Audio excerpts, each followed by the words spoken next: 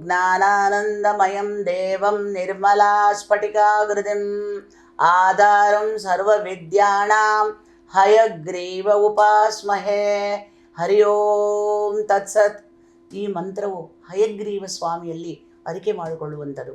ಹಯಗ್ರೀವ ಸ್ವಾಮಿ ಎಂದರೆ ಮಹಾವಿಷ್ಣುವಿನ ಅವತಾರ, ಕುದುರೆಯ ಮುಖದಲ್ಲಿರುವಂಥ ಹಯಗ್ರೀವ. ಇದು ವಿಶೇಷವಾಗಿ ತಾವು ಪರಿಕಾಲ್ ಮಠ ಎಲ್ಲ ದೇವಸ್ಥಾನಗಳಲ್ಲೂ ಕಾಣಬಹುದು. ಹಯಗ್ರೀವ ಎಂದರೆ ನಮ್ಮ ಹಿಂದೂ ಸಂಸ್ಕೃತಿಯನ್ನು ಮೊದಲು ನಾವು ಯಾವುದೇ ಜ್ಞಾನಾರ್ಜನೆ ಮಾಡಬೇಕಾದರೂ, ಯಾವುದೇ ವಿದ್ಯೆ ಮಾಡಬೇಕಾದರೂ, ಎಲ್ಲೇ ಹೋಗಬೇಕಾದರೂ ಮೊದಲು ಪಠಿಸುವಂಥ ಮಂತ್ರ. ನಮ್ಮ ಹಯಗ್ರೀವ ಮಂತ್ರದಿಂದಲೇ ಹಿಂದೂ ಸಂಸ್ಕೃತಿ ಉಳಿದಿದೆ ಎನ್ನುವುದು ಇದು ಮೂಲ ಮಂತ್ರ. ಹಯಗ್ರೀವ ಸ್ವಾಮಿಯು ಸರಸ್ವತಿ ದೇವಿಯನ್ನು ಕರೆದು, ನಾನು ಮಾಡಲು ನನಗೆ ಸಾಕಷ್ಟು ಕೆಲಸಗಳಿದೆ, ನನ್ನಲ್ಲಿ ಬಂದವರಿಗೆ ನಾನು ಎಲ್ಲ ಕೆಲಸವನ್ನು ನೆರವೇರಿಸಲಾಗಲಿಲ್ಲ, ಹಾಗಾಗಿ ನೀನು ಸರಸ್ವತಿ, ಇಂದಿನಿಂದ ನೀನು ವಿದ್ಯಾದೇವಿಯಾಗಿ ಎಲ್ಲರಿಗೂ ವಿದ್ಯೆ ಮಾಡುತ್ತಾ ಬಾ ಅಂತ ನೇಮಕ ಮಾಡುತ್ತಾನೆ.